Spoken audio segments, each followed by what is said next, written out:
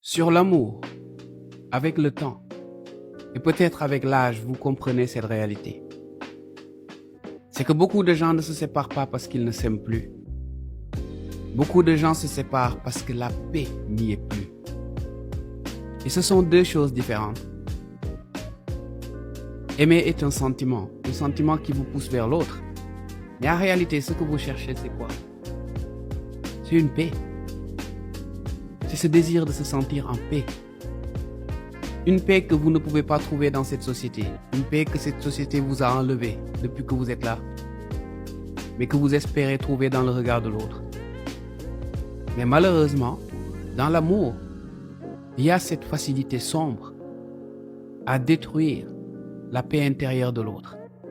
Non pas parce qu'on le fait exprès, mais parce qu'on a une envie dévorante de posséder cette personne.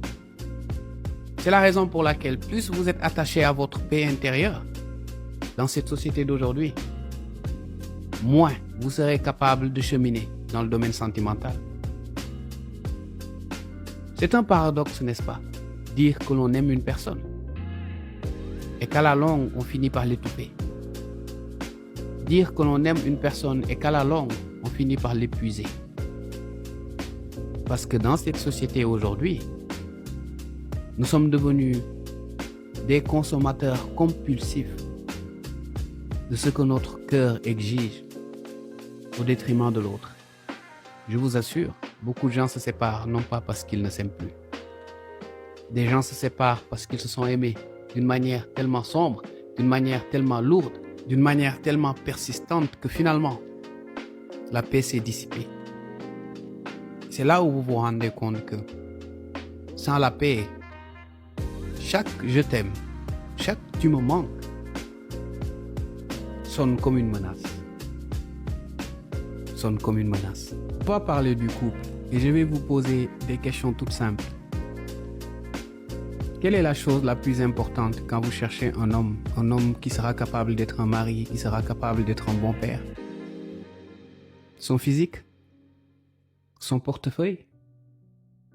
Ou la dimension de ses vertus, ses valeurs en tant qu'homme?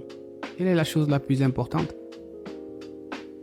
Quand vous épousez une femme, quelle est la chose la plus importante? Sa beauté, ses formes, ou peut-être la grandeur de ses vertus, ses valeurs. En tant que mère et en tant qu'épouse, quelle est la chose la plus importante? Chacun est libre de dire ce qu'il veut. Mais dans la généralité, on dira les vertus et les valeurs. C'est là où le problème se pose. Si nous sommes conscients que ce sont les vertus et les valeurs de la personne qui sont les plus importantes, alors pourquoi on se moque de cette personne qui s'est mariée avec un homme en disant que cet homme n'est pas assez beau? Pourquoi on se moque de cet homme qui s'est marié avec une femme en disant qu'elle n'est pas assez belle? C'est pour vous dire à quel point, en tant que société, nous sommes contradictoires. Nous revendiquons une chose, mais en réalité, nous voulons le contraire. Nous revendiquons les vertus et les valeurs chez l'homme et chez la femme. Mais au fond de nous, nous voulons tout à fait le contraire. Pourquoi se moque-t-on de cet homme? Parce qu'il n'est pas assez beau. Si cette femme l'a choisi pour sa dimension intérieure et ses vertus. Pourquoi se moque-t-on de cette femme? Parce qu'elle n'est pas assez belle? Alors que cet homme l'a choisi pour sa dimension intérieure, pour ses vertus et ses valeurs. Pourquoi faisons-nous toutes ces choses? Et on s'étonne que notre vie de couple aujourd'hui, nous tous, que cette vie de couple devienne chaotique. Parce que la chose la plus importante, nous la revendiquons haut et fort, mais en réalité, nous cherchons autre chose. C'est ça le drame aujourd'hui de la vie de couple, c'est ça le drame de cette société. Une crise de perception, une crise de logique, mais comme dirait Al-Martoum, une crise de mémoire. Nous avons une très courte mémoire, alors que les expériences de la vie nous montrent tous les jours que ce qui est important, c'est ce que cette personne est intérieurement. Le physique et toutes ces choses, ce sont des futilités.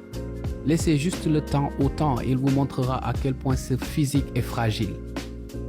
Laissez juste le temps aux aléas de la vie pour vous montrer que cette capacité financière est fragile. Mais les vertus et les valeurs, elles, dans le cœur d'un homme ou d'une femme sincère, ne feront que se fortifier. Nous sommes vraiment dans une profonde crise de perception et de logique.